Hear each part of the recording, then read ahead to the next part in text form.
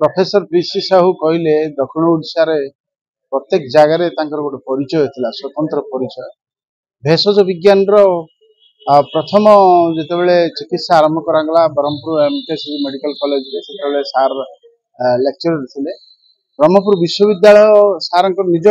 कोठा घर आरंभ होता गोटे सामने गोटे घर था सार जहाँ कहती सार को आम शुणीचु ब्रह्मपुर विश्वविद्यालय प्रथम आरंभ होता कमापल्ली छक गोटे घर था तीन जगह परमानेंट विश्वविद्यालय किसी कौन कोठा नाला ब्रह्मपुर सहर में ही आरंभ कर बहुत ब्रह्मपुर सहर गोटे विकास करने गोटे बहुत महत्व उद्देश्य था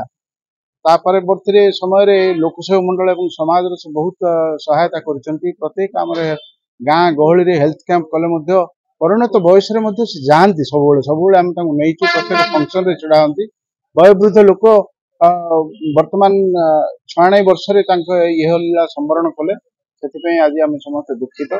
आते बड़ लोक गोटे चलीगले से ब्रह्मपुर सहर आज सब सार भी शरीर अंगदान करते बर्तमान शरीर महत्व उद्देश्य ब्रह्मपुर एमकेसी मेडिकल कॉलेज को जीव से पे पाठ पढ़े से सब पाठ पढ़े पढ़े ये होती गुरुंर गुरु ये गुरु इंडियन फिजिशियन सोसाइटी प्रेसिडेंट थिले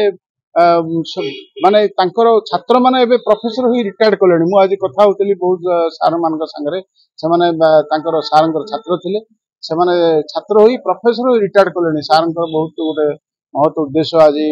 पूर्ण हो ब्रह्मपुर सहर में विश्वविद्यालय और एमकेसी मेडिकल कॉलेज आज उठी आम समस्ते आम पिला पाठ पढ़ुं गोटे महत्व उद्देश्य था सार गोटे अवदान बहुत अतुलनीय अवदान हठात आज सका शुणिकी कि समय शब्द स्तंभीभूत हो गली तल दिन तले मो बापा जन लेबोरेटरी टेक्नीशियन सीपीएस त्रिलोचन पात्र डॉक्टर महानंद आगे चिकित्सा करुले डॉक्टर पीसी साहू तांकर गौरव बोली गोटे पिला द्वारा चिकित्सा करुले सब महान व्यक्तित्व ये जो पीरियड रे टीचर मानू शिक्षा देकी आसचंदी एमआरसीपी दीटा करिकी अनुगुल जिल्ला रू आसिक जो व्यक्तित्व परिचय देले सब्सिक्वेंट जेनेरेशन पीढ़ी रे शिक्षकता दबाटा मेडिकल कॉलेज रे बहुत कष्टकर जो समय किछि नथिला जो समय कौन प्रकार इन्वेस्टिगेशन कौन प्रकार परीक्षा पत्र सुविधा नथिला से तांकर चिकित्सा पद्धतिर निजर व्यक्तित्व भितर जेतिक टीचर मानू से प्रोड्यूस कर स्टूडेंट माने आज स्तंभीभूत हो जाउछन्ति तेणु ए बड़ा व्यक्तित्व हरैकी ब्रह्मपुर मेडिकल कॉलेज एवं ब्रह्मपुर म्युनिसिपल कॉर्पोरेशन एरिया ए दूर दूरंत गंजाम जिलार सबु लोक मैंने चिरस्मरणीय हिसाब से चिकित्सा पद्धति को मन पकई आज पर्यटन बंचिकी अच्छा शुणिकी बहुत मर्माहत लगिला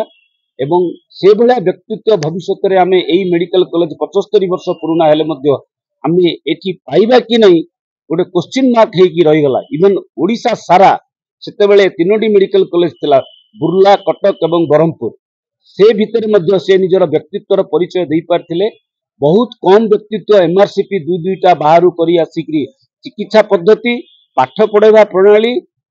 मित्रव्यय एवं चिकित्सक हिसाब से काइंड हार्टेड हिसाब से समय जो थिले जो समय किछि नथिला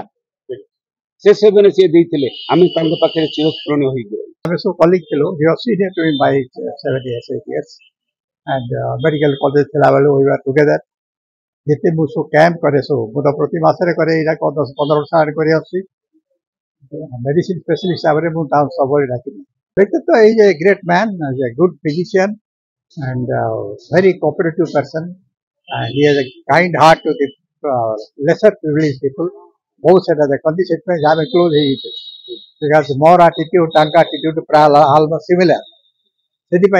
मु ऑर्थोपेडिक साइड देखते मेडिसिन साइड देखते but it is very difficult to get a man like PC साहब चिकित्सा बहुत भल था मेडिसिन वेरी renowned person